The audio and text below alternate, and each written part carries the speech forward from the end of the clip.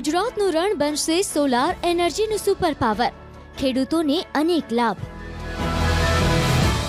કચ્છનું રણ એક સમય સુધી સૂકાપણું, તંગી અને પછાતપણાનું પ્રતીક માનવામાં આવતું હતું, પરંતુ સમય બદલાઈ રહ્યો છે। આજે એ જ કચ્છનું રણ ભારતની સોલર અને પવન ઉર્જા ક્રાંતિનું મુખ્ય મથક બની રહ્યું છે। સરકાર અને ખાનગી કંપનીઓની ભાગીદારીથી અહીંથી ઉત્પન્ન થતી ઉર્જા માત્ર કચ્છ કે ગુજરાત પૂરતી સીમિત નથી, પરંતુ સમગ્ર દેશના વિકાસને વેગવાન બનાવશે। તમામ સરકારી નીતિ નિયમોના પાલન સાથે કચ્છમાં સોલાર પ્લાન્ટ સ્થાપિત થઈ રહ્યા છે અને દેશના વિવિધ સ્થળો સુધી વીજળી પહોંચાડવા માટે ટ્રાન્સમિશન લાઇન નાખવાની કામગીરી અવિરત ચાલી રહી છે, પરંતુ કેટલાક લોકો ખેડૂતોને ઉશ્કેરી કામમાં વિક્ષેપ પાડવાનો હીન પ્રયાસ કરી રહ્યા છે।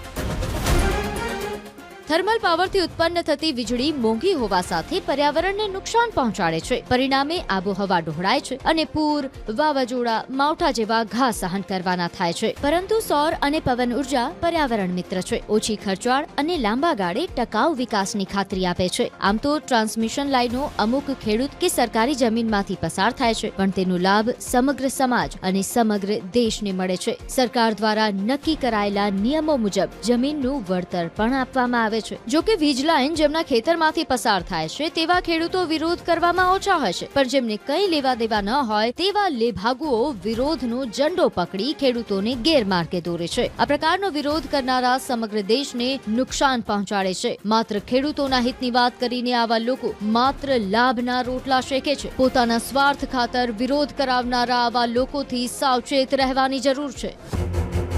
આ પ્રકારના લોક ઉપયોગી પ્રોજેક્ટો સમયસર પૂર્ણ થાય તે માટે સહયોગ જરૂરી છે, કારણ કે સામૂહિક વિકાસમાં અવરોધ લાંબા ગાળે સૌ માટે નુકસાનકારક સાબિત થાય છે।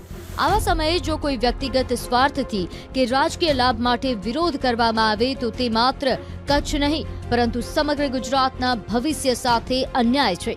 નક્કી એ નિર્દોષ ખેડૂતોએ પણ કરવું પડશે કે કોઈના સ્વાર્થ ખાતર આપણે આપણા પગ પર કુહાડી કેમ મારી રહ્યા છીએ। આ વીજળી સીધી સરકારના વીજ ગ્રીડ સુધી પહોંચશે અને કોઈ પણ પ્રકારના ભેદભાવ વિના મારા અને તમારા ઉપયોગમાં આવશે। આ ઉર્જા માત્ર ઉદ્યોગને ફાયદો પહોંચાડે છે એવું નથી, પરંતુ ખેડૂતો, ગ્રામ્ય વિસ્તારો અને સામાન્ય નાગરિકોને તેનો સીધો લાભ મળશે। કચ્છમાં ઔદ્યોગિકરણ વધવાથી સ્થાનિક યુવાનોને રોજગારી મળી રહી છે અને ગ્રામ્ય વિસ્તારોમાં નવા ધંધા રોજગારની તકો સર્જાઈ રહી છે। ખાસ કરીને ખેતી ક્ષેત્રમાં વીજ પુરવઠાની સ્થિતિમાં ઐતિહાસિક સુધારો થશે।